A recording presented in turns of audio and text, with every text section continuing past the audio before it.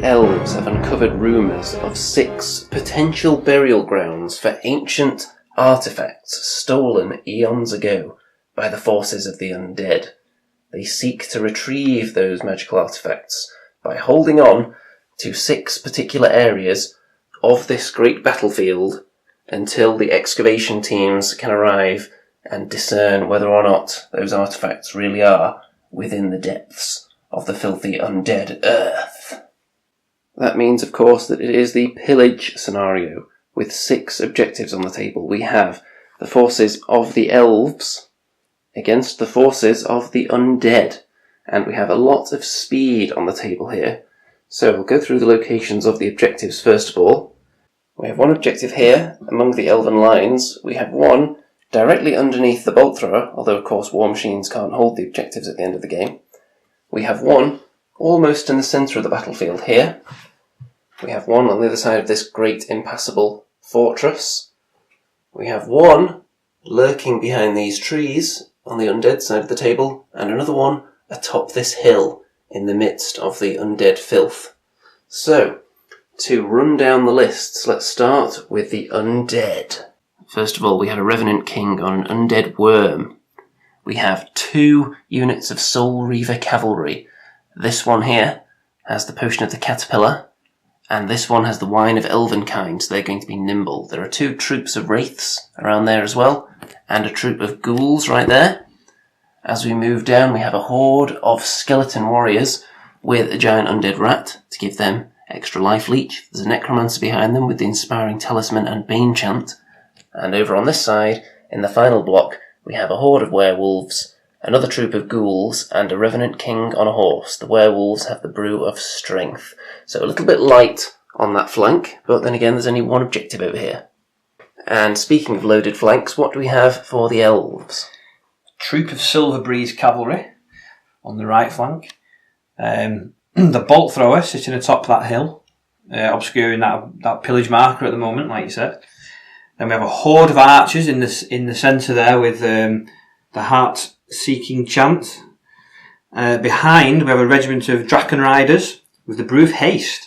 So lots of speed there. Then in the middle, we have a Tree Herder who has the new spell Weakness and the new magic item Healing Brew.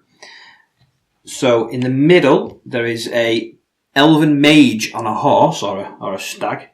And she has Bane Chant and Heal.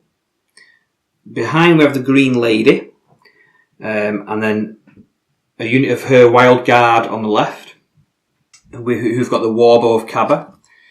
And then on the left of these guys, we've got a Stormwind Cavalry Regiment with the Potion of the Caterpillar. Behind them, a Standard Bearer on a horse with the Loot of Insatiable Darkness, another new item. And then all the way down on their own, a little bit scared, is another Silver Breeze cavalry troop, staring down the werewolves, the ghouls, and the Revenant. Okay, we're going to have the roll off for the choice of first turn right now. Here we go. It's a 1 versus a 5, so the Elves are going to get the choice. The Elves elected to make the Undead go first, and here is the result of Undead turn 1. Not a lot has happened, it's only movement. So on this flank you can see the werewolves, the ghouls, and the Revenant King on horse have just positioned themselves to threaten that very fast but very scared unit on its own on the flank there. And as we swing to the centre, everything else has just advanced. Not quite as far as it can go, the skeletons certainly did, but all these units here, the Wraiths, the Soul Reavers, are avoiding the 22-inch mammoth charge range of that flying unit there. Over here, the Revenant King isn't being careful at all though, he's just parked himself staring right down the flank, inviting that unit to attack him. And you may also notice the Necromancer has left his previous post behind the skeleton and started sprinting in this direction because he feels like he's going to be needed over here instead of among the skeletons. So it's going to go straight over to the Elves turn 1.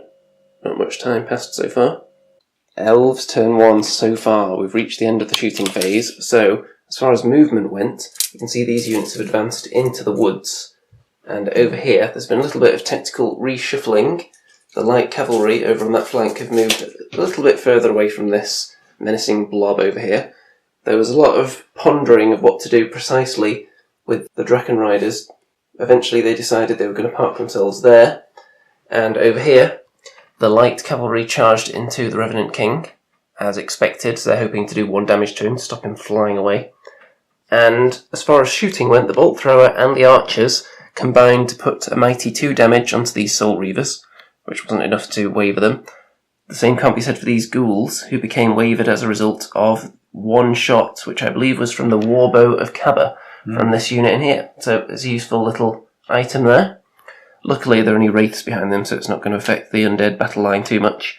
And now we're going into the combat phase, and the only combat is over here. So we'll come back with the result of that in a moment.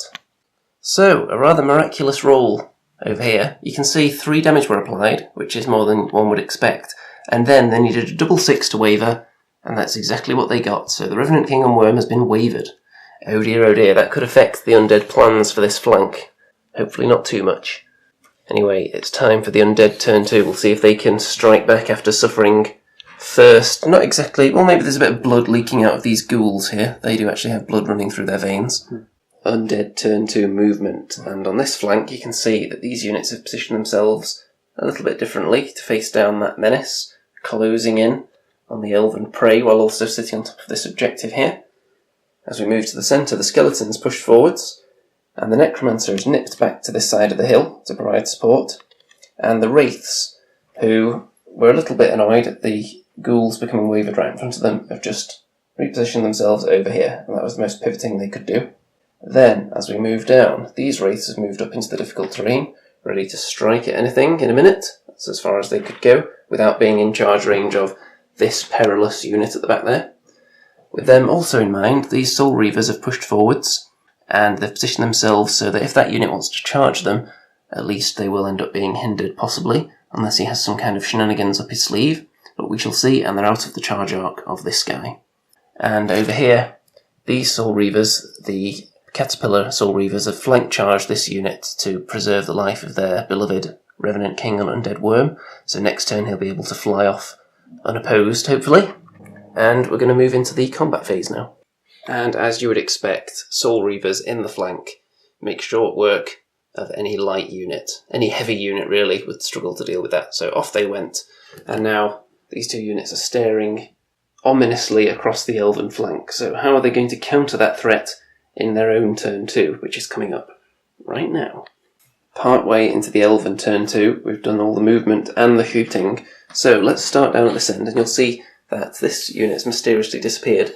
That's because they've run away valiantly in this direction, away from the werewolves. We've got a double charge here, with the Stormwind Cavalry and the Wild Guard both gone into the Skeleton Horde, so they'll be hoping to erase that from existence shortly. The Tree Herder has pivoted to face these Soul Reavers, who took 1 damage from the shooting attacks from these archers. The Bolt Thrower didn't manage to hit anything this turn. Down here, the Draken Riders charged into these unharmed Soul Reavers, so if they could get a nice big roll there and get rid of them, that'd be very nice for them. And that is the state of play at the moment. So going into the combat phase, we've got quite a few, and the Elves will be hoping to draw not necessarily some blood, but some maybe knock off a few bones, shake the dust and the cobwebs off. The aftermath of the combat phase. You can see the Soul Reavers took 5 damage here from the Draken Riders, but couldn't quite roll enough to waver them. Over here, though, the skeletons evaporated. Just a ton of damage, mostly done by the cavalry, and they are gone, just a big old pile of bones. So 1 unit down each. Let's see what the Undead can do with turn 3. Undead turn 3 so far. And before we get into combat, you'll notice that this side's looking a little bit vacant. The werewolves have moved off around there. The ghouls are sitting on the objective, and the Revenant King on horse is just hiding behind there. Over here, these wraiths were actually the ones over there, and they've declared a hindered charge into the flank of that unit there, with the ghouls in the front as well. And the Necromancer's moved onto the hill, because he was then able to surge this unit of wraiths into the flank of the Tree Herder. It's also going to be hindered though. Up here, these wounded Soul Reavers have countercharged the Draken Riders, and the Soul Reavers and the Revenant King on Flying Worm have declared a double charge into that Archer Horde. So they've left the Bolt Thrower alone for now, and we're going to move into combat now, because the only shooting was the surge that took those wraiths in there. The result of the Undead turn 3 combat phase. You can see here the Draken Riders, who were charged by the Soul Reavers, only took 2 damage because of a horrendous wound roll but at least that does life leech back a couple of wounds for the Soul Reavers. Over here, the other Soul Reavers and the Revenant King on Worm took out the archers with consummate ease, and they've just turned to face the various threats across the battlefield. You can tell I'm not too confident about this area with the Revenant King staring off in this direction. In the middle, these Wraiths managed to put 3 damage onto the Tree Herder. They couldn't waver him though. And over here, the Wild Guard were completely obliterated by the flank charge of the Wraiths and the front charge of the Ghouls, and then rolled decent on the nerve roll twice, so they're just gone. So it's looking not quite as healthy for the Elves after turn 3. They're going to have an almighty swing round in their next turn, I think. They're going to have to clear out a couple of units, because it's not looking good at the moment. They've lost 3. The Undead have only lost the Skeletons so far. And we're heading into the Elves turn 3 now. Movement and shooting in the Elves turn 3. Stormwind Cavalry have gone into the Ghouls. The lighter cavalry unit turned around to face the werewolves, so nobody's going to get rear charged by them, they're hoping. Over here, the Tree Herder has charged into the Soul Reavers. The Dragon Riders have countercharged the other Soul Reavers. And other than that, this little lady here has flown behind the woods, so the Revenant King on horse can't go after her, and the Standard Bearer is also hiding from him. So we're going into the combat phase then. Results of the Elven combat phase. Of course, the Ghouls died from a full frontal cavalry charge. They weren't going to hold up to that. Over here, the Tree Herder did a few damage to the Soul Reavers, but couldn't roll enough to waver them. And the same story over here for the Dragon Riders, who now no longer have their Thunderous Charge. So they did a couple of damage, but not enough on the nerve roll to cause any wavering. So Undead turn 4 coming up, and this could be a really bad one for the Elves, looking at the way some of these units are lined up to be rear charged. But you never know. So, partway through Undead turn 4, the Ghouls are just sitting pretty on that objective. The Werewolves charge into the Light Cavalry, and the Stormwind Cavalry have found themselves surrounded by Wraiths with the power of Surge. So this unit moved behind them, this unit moved alongside them, and then the Necromancer and the Revenant King on the horse over here were able to surge them both successfully into those facings that are not ideal, so that could end very, very badly for the Stormwind Cavalry.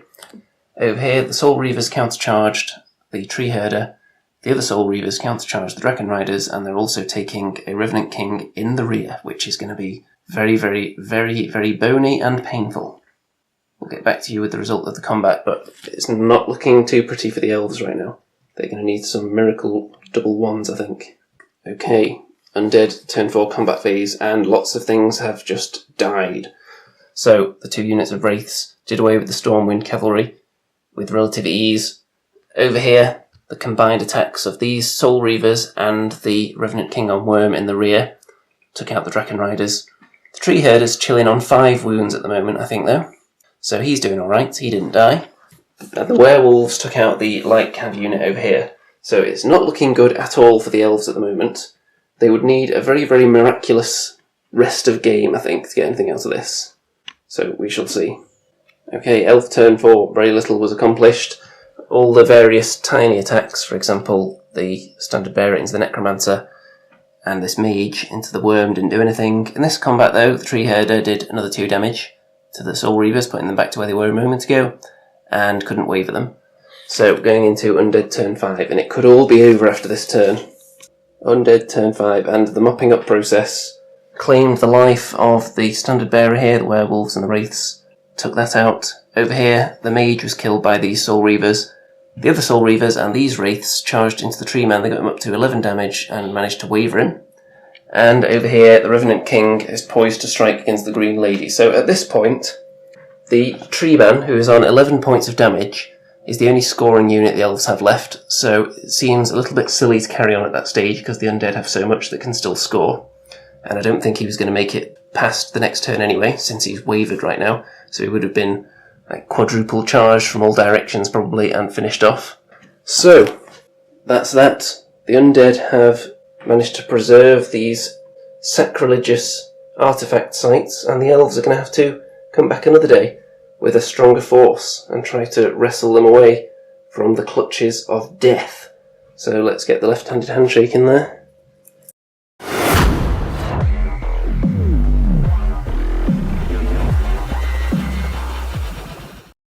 Do you want to say anything about the Elves at all on the end of the game? Not really. No.